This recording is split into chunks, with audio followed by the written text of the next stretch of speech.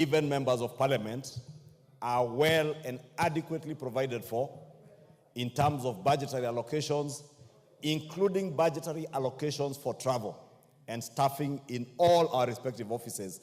And Honorable Speaker, the Honorable Jared Okello will bear me witness that last week, only last week on Thursday, Honorable Speaker, we did pass the supplementary appropriations bill, and also we are in the process now of finalizing the appropriations bill of the 2024-2025 financial year.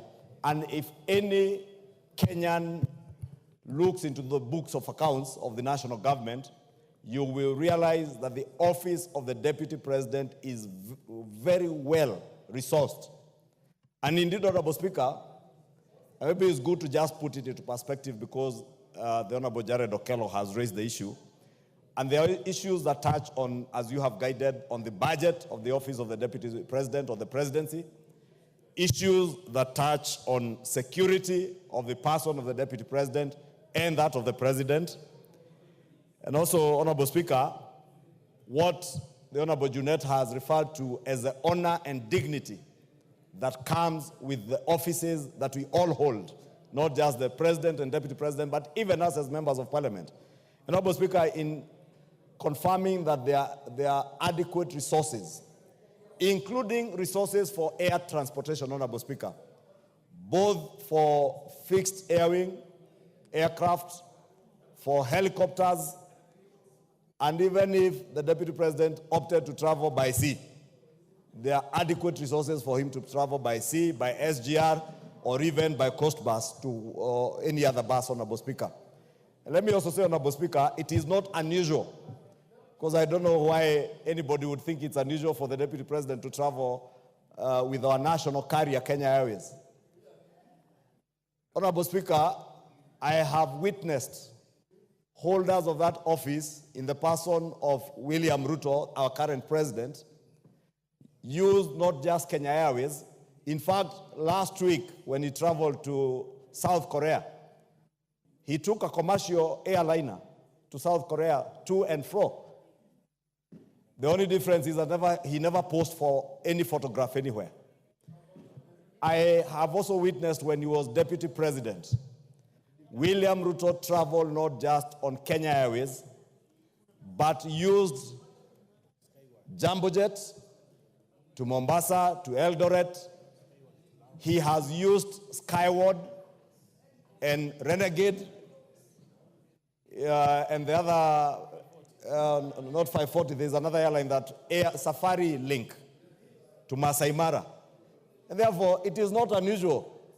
I think the only unusual thing that happened yesterday, Honorable Speaker, and maybe that may have gotten the attention of the Honorable Jared Okello, was the Deputy President towing a bag, a new bag, brand new bag, as the Honorable Junet says, that could not even fit into the compartments in the aeroplane, towing the bag and posing for a photograph.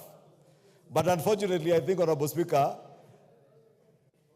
on matters touching on security, the Deputy President was also very well secured yesterday, and I can confirm that to the country.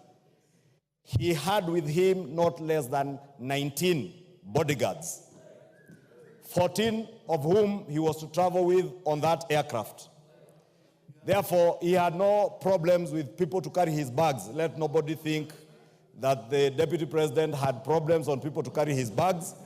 He had not less than 3 photographers to take the photographs, Honorable Speaker. Majority. Yes, Junet, what's the point of order? Mr. Speaker, I wish to ask the majority leader whether he's correctly saying that a plane that was to carry 60 people, 14 were supposed to be bodyguards of the Deputy President in that plane.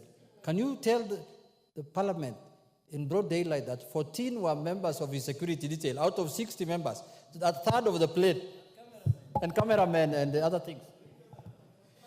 Honorable Speaker, the information I have, the Deputy President did not just appear for the photograph. The Deputy President was driven to the airside with his full security detail, including the presidential guards that guard him from the Wrecking Squad. They were there with him. There were adequate, not less than 14 officers traveling with him on that plane, including photographers, security men, bloggers, protocol people, including the former MP for Nyeri, who I hear is a chief blogger in that office now, Honorable Speaker. Therefore, Honorable Speaker, I was just making the point that the Deputy President was not short of staff and personnel to carry his bags, including photographers who are taking those photos, Honorable Speaker, and therefore his security was not in question at all. True, Honorable Speaker, in terms of the dignity and honor that comes with that office, Honorable Speaker, I think the Deputy President had this flight paid for by the government of Kenya using taxpayers' money.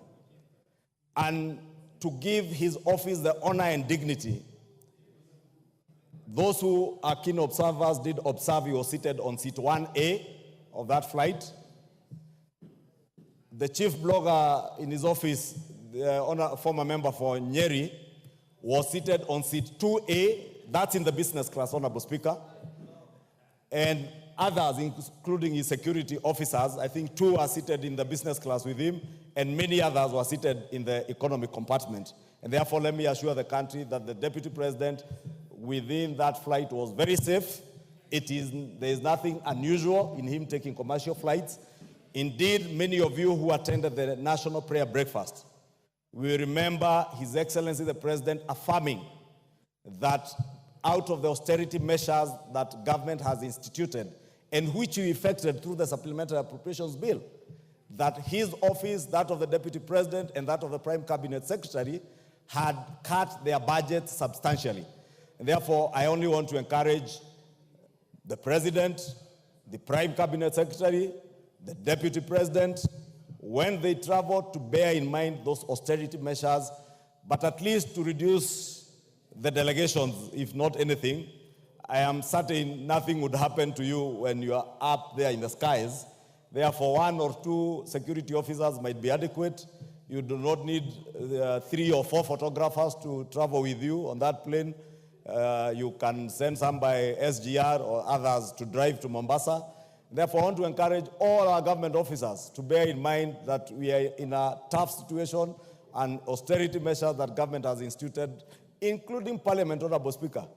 I was pleasantly surprised the other day when I saw members of Parliament carpooling to travel to Naivasha because they thought it was easier to hold their meeting where they were holding and carpool. And Honorable Speaker, this should be the spirit, Honorable Speaker. But also, Honorable Speaker, more importantly, because I have seen these questions being raised, especially by bloggers, is the Deputy President entitled to use of military aircraft? Honorable Speaker, I did engage the Cabinet Secretary for Defense. And indeed, I have asked, Honorable Speaker, so that we may put this matter to rest, I will be writing to the Cabinet Secretary for Defense to appear before this House in plenary that only the President